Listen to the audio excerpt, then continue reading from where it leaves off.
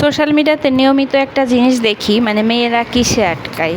কেউ বলে রূপে আটকায়, কেউ বলে গুণে আটকায়, কেউ বলে টাকায় আটকায়, কিন্তু আসলে এর কোনো কিছুই না। ছেলে এবং মেয়ে উভয় পরিস্থিতিতে আটকায়। ধরেন কোনো বড়লোক বাবার একটা ছেলে, দেখতেও মাশাআল্লাহ সুন্দর, তার যোগ্যতা আছে, সে কেমন মেয়ে চায় জানেন? রূপবতী, গুণবতী বা বড়লোক বাবার একটা মেয়ে।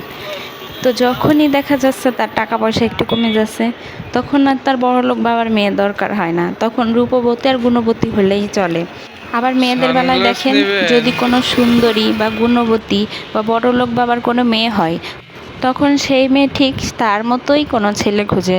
যদি কোনো কারণে ওই মেয়ে সেখানে সংসার করতে না পারে, তাহলে সেই মেয়ে আর টাকাওয়ালা ছেলে বা রূপবতী ছেলে খুঁজে না, তখন শুধু একটা গুণবতী ভালো ছেলে হলেই চলে। এজন্য ছেলে এবং মেয়ে উভয় পরিস্থিতিতে আটকায়। টাকা পয়সা বা চেহারা কোনো কিছুতেই না, শুধুমাত্র পরিস্থিতিতেই আটকায়।